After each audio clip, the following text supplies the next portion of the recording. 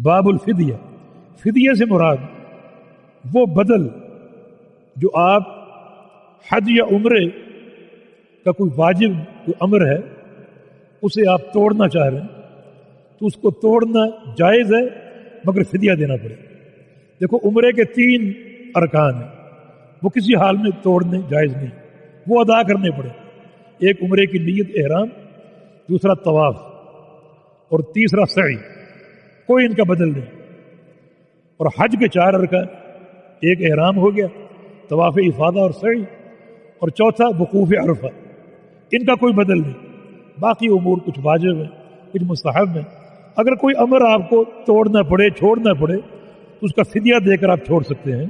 اور اس کی دلیل یہ حدیث عبداللہ بن مغفل کی روایت سے رضی اللہ عنہ بات ہے کہ جلست الی کعب بن عجرہ، میں کعب بن عجرہ کے پاس بیٹھا ہوا تھا، یہ نبی علیہ السلام کا صحابی اور بڑا فاضل صحابی ہے.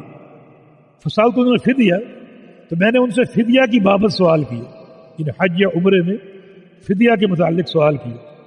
فقال، تو کعب نے فرمایا کہ جو تم نے فدیہ کا مجھ سے سوال کیا ہے تو فدیہ کا معاملہ میرے ساتھ پیش آیا تھا، تم صحیح جگہ پہنچے ہو اور تمہارا سوال صحیح جگہ ہو رہا ہے. فدیہ کا معاملہ خود میرے ساتھ پیش آیا تھا. اور فرمایا کہ نظرت فی خاصہ، قرآن پاک میں جو فدیہ کی آیت ہے میرے بارے میں اتری ہے، وہی لکم عام، اب یہ تمہارے لیے عام ہے. اس کا جو سبب نزول ہے وہ خاص میرے لیے تھا، مگر جو قرآن میں خاص موقع پر کوئی آیت نازل ہوتی ہے کسی ایک فرد کے لیے کسی ایک شخص کے لیے حکمن وہ عام ہوتی ہے، وہ حکم قیامت تک قائم رہے گا.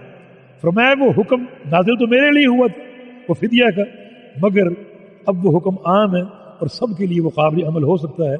وہ قرآن کی آیت ہے فمن کان منکم مریضا او بعدم من رأسہ ففدیۃ من صیام او صدقۃ او نسک، کہ جو شخص دوران احرام بیمار ہو جائے، جو اس کے سر میں کوئی تکلیف ہو جائے، ایسی تکلیف کہ اس کو احرام کے دوران سر مڈوانا پڑ جائے، تو فرمایا کہ وہ مڈوا سکتا ہے اس تکلیف کے ازالے کے لیے، مگر فدیہ ادا کرے گا، یا روزے رکھے گا، یا وہ مسکینوں کو کھانا کھلائے گا، اور یا پھر قربانی دے گا.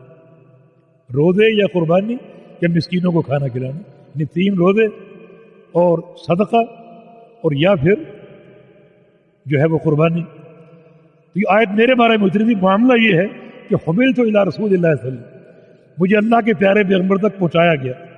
والخمر یتناثر علی وجہی، اور میرے سر کی جوئیں میرے منہ پر گر رہی تھی، اتنی میرا سر جوؤں سے بھر چکا تھا، نیند نہیں آتی، کسی کروٹ چین نہیں آ رہا، اور سر بھرا ہوا ہے.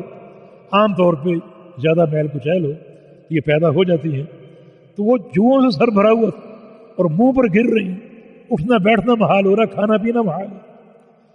فقال ما كنت ارى الفجع بلغ بك الى ما ارى، میرا نہیں خیال تھا کہ تمہاری تکلیف اس حد تک پہنچ چکی، کہ تمہاری یہ جوئیں اس حد تک تمہیں تنگ کر رہی ہیں، پریشان کر رہی ہیں. یا بعض حدیث میں یہ الفاظ بھی ہیں او ما كنت ارى الجهد بلغ بك الى ما ارى، کہ میں نہیں سمجھتا تھا کہ مشقت اور تکلیف تمہیں اس حد تک لا چکا ہے جہاں میں دیکھ رہا ہوں کہ سر جوؤں سے بھرا ہوا ہے، جسم پر گر رہی ہیں، چہرے پر گر رہی ہیں. لہذا اب کیا کرنا ہے؟ تجد شاۃ، کوئی بکری ہے آپ کے پاس فدیہ دینے کے لیے؟ فقلت لا، میں نے کہا بکری نہیں. فقال ثم ثلاثۃ ایام، فرمایا 3 روزے رکھ لو، او اطعم 6 مساکین، کے 6 مسکینوں کو کھانا کھلا دو. لکل مسکین نصف صاع، ہر مسکین کو آدھا صاع کھانا کھلا. 1 صاع تقریباً 2.5 کلو کا ہوتا ہے، تو آدھا صاع جو ہے وہ 1.25 کلو، یعنی 1.25 کلو اناج 1 مسکین کو کھلا دو. اس طرح 6 مسکین پورے کر لو تو آپ کا فدیہ ادا ہو جائے گا.